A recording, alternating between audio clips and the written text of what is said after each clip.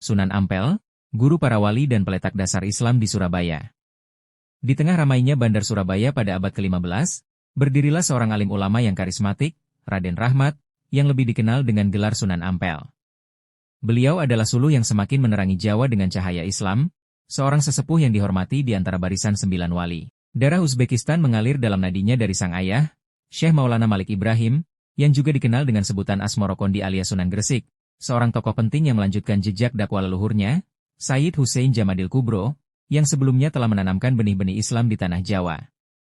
Kelembutan budaya Campa pun mewarnai dirinya dari ibunda tercinta, Dewi Chandrawulan. Salah satu kelebihan utama Sunan Ampel adalah kemampuannya dalam berorganisasi dan membangun institusi pendidikan yang kuat, terbukti dengan berdirinya pesantren Ampel Denta yang sangat berpengaruh. Di Surabaya inilah, Sunan Ampel mendirikan sebuah oase ilmu, pesantren Ampel Denta. Tempat ini bukan sekadar sekolah agama, melainkan kawah candra di muka yang menempa para pejuang Islam masa depan.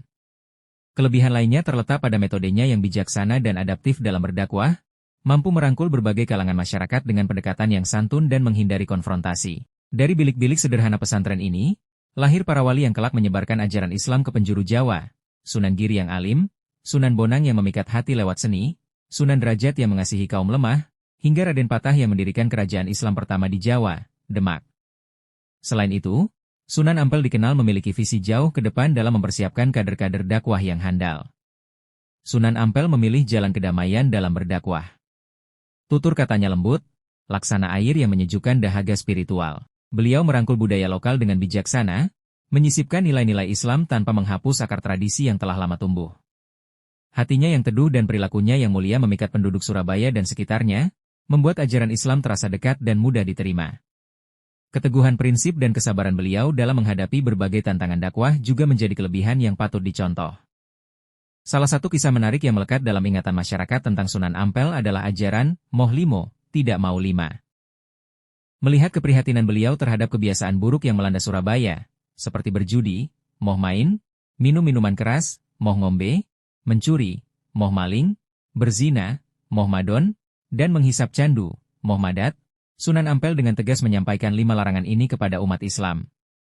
Ajaran yang sederhana namun mendalam ini menjadi pedoman moral yang efektif, membantu mengubah perilaku masyarakat dan menanamkan nilai-nilai Islam dalam kehidupan sehari-hari. Kisah ini menggambarkan keberanian dan kebijaksanaan Sunan Ampel dalam membimbing masyarakat menuju kebaikan dengan cara yang mudah dipahami. Jejak dakwah Sunan Ampel tak hanya terpahat di tembok pesantrennya. Pengaruhnya menyebar luas, terutama di wilayah Surabaya dan sekitarnya, di mana pesantren Ampel Denta menjadi pusat kegiatan. Jaringan dakwahnya juga mencapai Gresik, Lamongan, melalui putranya, dan Demak, di mana beliau berperan penting dalam pendirian Kesultanan Islam pertama di Jawa. Melalui murid-muridnya, pengaruh Sunan Ampel meluas lebih jauh lagi, hingga ke Tuban, Giri, Gresik, dan bahkan Madura. Beberapa sumber menyebutkan bahwa jangkauan dakwahnya mencapai hingga Bima dan Sukadana, Kalimantan. Melalui para santri yang setia, jalinan Islam merentang ke berbagai penjuru. Bahkan, restu dan bimbingan beliau menjadi pilar kokoh bagi berdirinya Kesultanan Demak, yang kemudian menjadi pusat penyebaran Islam di Jawa Tengah.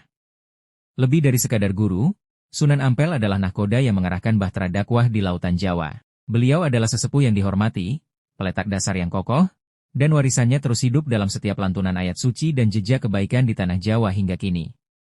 Kelebihan spiritual dan karismanya sebagai seorang pemimpin agama juga menjadi daya tarik tersendiri bagi masyarakat pada masanya.